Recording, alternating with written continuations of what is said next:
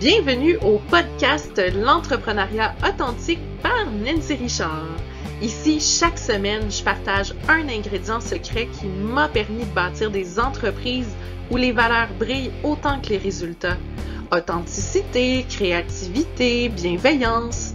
Ce podcast est votre dose hebdomadaire d'inspiration pour aligner passion et profession.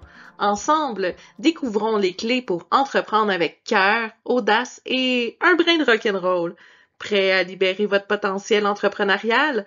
Branchez-vous, ça commence maintenant!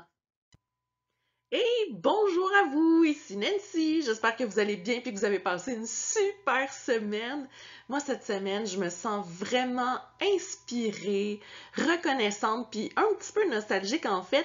C'est parce que vous allez comprendre pourquoi avec le thème qui me replonge vraiment dans des vieux souvenirs puis des souvenirs vraiment puissants. Parce que, bienvenue à cet épisode-ci du podcast de l'entrepreneuriat authentique et le thème d'aujourd'hui, c'est la famille. Donc, j'espère que vous avez en main votre tasse de café ou de thé ou de tisane, comme ça vous tente aujourd'hui. Puis, venez prendre votre petite pause café en ma compagnie. Alors, moi, j'ai grandi dans une famille où les réunions de famille, c'était vraiment sacré. Parce qu'il faut dire là, que mon père est moitié québécois, moitié italien, puis on a toujours mis l'accent sur la familia. C'est quelque chose qui fait vraiment partie de mon ADN. Puis encore aujourd'hui, là, on va se voir plein de fois dans une année. Mes oncles, mes tantes, mes cousins, mes cousines, avec leurs enfants. On se ramasse tout le temps comme une soixantaine de personnes. Puis ça, c'est sans compter les amis qui vont se joindre à nous aussi. Puis on va fêter plein de sortes de fêtes. Les fêtes de naissance, les anniversaires de mariage, on va fêter aussi les grandes fêtes de congés fériés dans notre année. Bref, n'importe quelle occasion pour partager un bon repas en famille. Tu sais, je connais vraiment pas beaucoup de personnes quand même de mon âge, là, dans la quarantaine assez avancée, qui vont voir aussi souvent leurs cousins, cousines à longueur d'année que moi.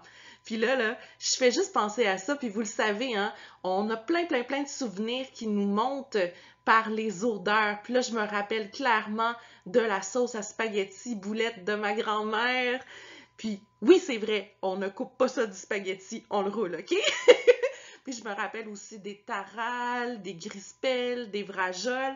Puis je me dis vraiment, il faut que je prenne le temps avec mon papa un jour d'apprendre à cuisiner ces recettes-là parce que la famille, ça passe aussi par des points communs, des repères aussi. Donc, pour moi, la nourriture, c'est super important. Donc, je me promets d'apprendre à faire des tarales cette année. Donc, si mes parents m'écoutent dans ce podcast-là, ben, c'est un rendez-vous, OK? Donc, sans blague, dans mon quotidien aussi, la famille est jamais vraiment bien loin. Il faut savoir que mes deux filles, Lily et Fanny, mais ils participent à mes activités d'entreprise aussi. Ils vont m'aider avec plein de petites tâches admin. Tu sais, je pense à retaper des documents, classer des papiers. Puis ils vont même aussi s'impliquer dans le tournage de certaines capsules de formation. Tu sais, ils vont faire des témoignages. Ils vont vraiment comme se prêter au jeu, bref. Puis Lily, ma plus grande, elle a écrit plusieurs témoignages pour différentes formations. Il faut dire qu'avec son vécu, je lui avais vraiment proposé d'utiliser l'écriture comme voie d'exutoire pour ses émotions, comme un exercice pour l'aider dans son cheminement personnel aussi. Et elle adore partager, elle adore écrire. Donc, je pense qu'elle a hérité du talent de sa maman un petit peu de ce côté-là. Puis, ça va lui permettre une expérience de vie pour aider les autres. Puis dernièrement, je lui ai proposé cet exercice-là parce qu'elle a vécu un grand deuil, ma grande. Sa meilleure amie est décédée des suites d'une leucémie. Donc, elle avait vraiment besoin de ventiler, de s'exprimer, puis tout ça. Fait que je lui ai permis d'écrire son témoignage pour se vider le cœur dans le cadre de mon cours sur le deuil d'un enfant, dans le cadre de la formation Tanadoula de l'école Cybelle. Donc, ça lui a permis de s'impliquer auprès de nous de cette façon-là. Puis, je trouve ça vraiment chouette de voir le regard d'un enfant dans le cadre d'un deuil aussi. Tu sais, on parlait dans ce cours-là du deuil d'un enfant, Ça peut être un parent qui le vit, un grand-parent qui vit le deuil d'un petit enfant, mais là, de voir le deuil d'un ami au même niveau, c'est une toute autre réalité. Donc, je la remercie vraiment du fond du cœur de s'être prêtée au jeu. Puis évidemment, quand on parle de famille, mais je peux pas passer à côté aussi du fait que pour moi, mais Rémi travaille avec moi aussi. Rémi, c'est mon mari. Puis là, ça me met clairement dans la tête avec le thème, devinez, la fameuse chanson Rémi sans famille, hein? C'est clair que je vous l'ai mise dans la tête à vous aussi, mais moi je vous rassure, par contre, Rémi a vraiment une magnifique famille. Donc il s'implique vraiment beaucoup auprès de moi. Il est devenu co-actionnaire aussi depuis quelques années. Donc c'est vraiment important pour moi de travailler avec lui au quotidien. Puis il y a aussi, j'ai envie de vous raconter un peu l'histoire de ma famille, justement, de nos noms. Si vous êtes moindrement perspicace, vous allez comprendre que Rémi, Lily, c'est 4 lettres et ça finit en I. Puis Nancy, Fanny, c'est 5 lettres puis ça finit en Y. Ça, c'est notre famille Lee. Puis tu sais, au début, là, on n'avait pas pensé à ce concept-là. C'est par après qu'on a décidé de voir les liens qui nous unissaient de cette façon-là. Mais sur le coup, on voulait des petits noms courts, faciles, qui se prononcent bien autant en anglais, en français, en italien. Donc c'est pour ça qu'on avait pensé à ces noms-là. Mais si on avait eu des garçons, ça aurait été Samuel ou Bastien. Donc vous voyez, ça n'a pas rapport avec les i, mais aujourd'hui, je suis contente de vous présenter notre famille. Et puis moi, j'ai décidé comme décoration dans la maison de mettre nos prénoms sur le mur du salon en lettres de Scrabble en bois. Ça fait très très très joli, très très très joli. Puis ça fait un beau petit clin d'œil aussi en même temps à notre passion pour les jeux de société. Tu sais, vous dire à quel point on tripe solide sur les jeux de société, on s'est fait fabriquer une table sur mesure par un ébéniste où on peut retirer les panneaux. Et puis à l'intérieur de la table, c'est creusé. Donc on a un tapis feutré où on peut laisser un jeu en permanence. Tu sais, les jeux qui prennent genre 20 minutes à placer tout le temps, mais nous, on peut toujours jouer rapidement, même quand on a une petite heure devant nous à un jeu de ce type-là, parce que tout est préparé. Donc c'était mon petit clin d'œil aux jeux de société. Puis là, vous vous demandez vraiment qu'est-ce que ça peut être la définition officielle du terme famille. Bon, ça c'était compliqué à déterminer parce que officiellement, selon le dictionnaire, on dit que la famille, c'est l'ensemble formé par les parents ou l'un des deux et les enfants. C'est aussi l'ensemble des personnes unies par un lien de parenté ou d'alliance ou encore les générations successives d'une même lignée. Puis ça, ben, c'est sans compter toutes les variations possibles des familles nucléaires, recomposées et compagnie. Il y en a des tonnes de définitions. Mais pour moi, la famille, ben, c'est bien plus qu'une question de lien du sang. C'est vraiment un socle, un soutien, une énergie qui nous pousse à avancer même quand c'est des moments difficiles. C'est en fait cette main-là qui nous rattrape quand on tombe, ce petit regard bienveillant-là qui croit en nous, même quand nous doutons de nous-mêmes. Puis ça, le doute, ben, ça va faire partie de tout le monde, surtout quand on se lance en affaires. Donc, se sentir soutenu par notre famille, c'est hyper important. Puis je dirais même qu'au sein de toutes mes entreprises, que ce soit l'école Cybelle, le Cybelle Espace Bien-être ou mon entreprise de moi, donc Nancy Richard, mentor entrepreneurial, mais la famille, c'est vraiment au cœur de tout. Puis, principalement dans les formations de l'école Cybelle, parce qu'on parle de l'accompagnement à la naissance jusqu'à l'accompagnement en fin de vie. Donc, c'est vraiment des thèmes très humains, très famille. Donc, c'est vraiment dans la vision profonde de ce qu'on enseigne, la famille. Donc, je ne pouvais pas passer à côté de ce thème-là, vous comprendrez. Hein? Puis, je dirais que ça se ressent même dans mes collaborations où je vais travailler avec mes proches. Parce que là, j'ai parlé de Lily, j'ai parlé de Fanny, j'ai parlé de Rémi, mais il y a mes parents aussi qui ont travaillé avec moi à une certaine époque. Quand j'avais un local physique où on faisait plein d'activités en présentiel, c'est eux qui s'occupaient du ménage, de l'accueil, de la réception. Donc, je trouve ça très, très, très important de travailler avec mes proches. Et j'ai même, au niveau de ma famille, un peu plus élargie, mais en même temps, je suis super proche d'elle, ma cousine Marie-Claude, ma cousine et moi, on a fait un projet d'écriture ensemble il y a déjà quand même quelques années. On a coécrit un livre qui s'appelle Lueur. et ça raconte en fait son expérience de grossesse ectopique. Et le but ultime de cette rédaction-là, c'était d'offrir une lueur d'espoir aux parents qui vivent un parcours difficile des suites d'un deuil périnatal, justement.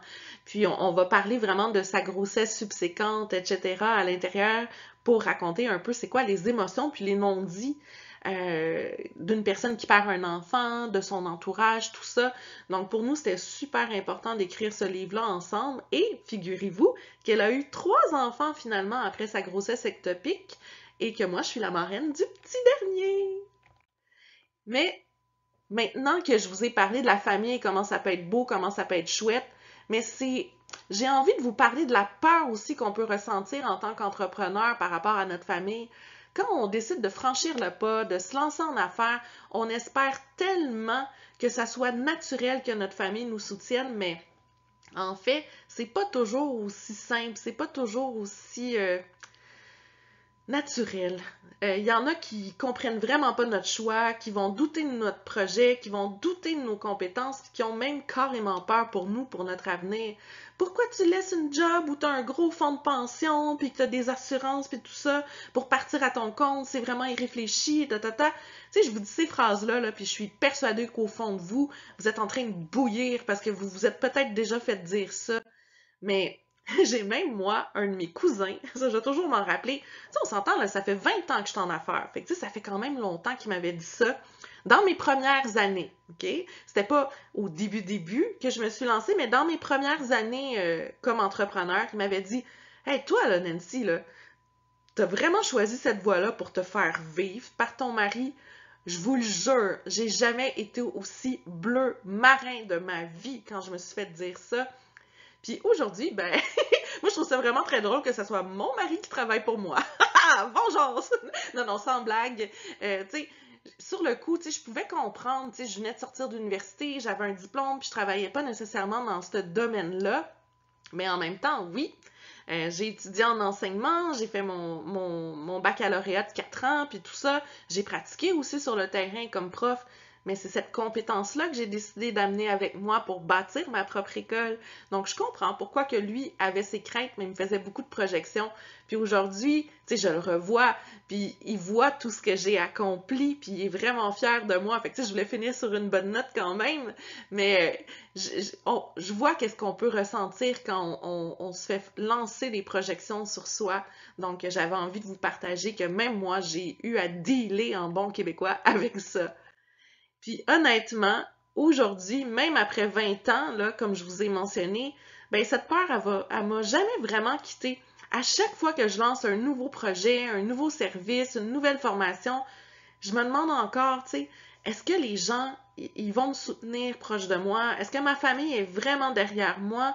Ou ils sont plus sceptiques, ils craignent pour moi?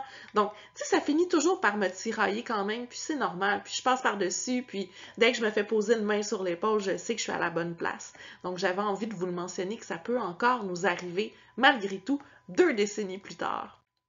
Mais la bonne nouvelle, si jamais vous trouvez pas ce soutien-là dans votre cercle familial, mais vous pouvez le construire ailleurs.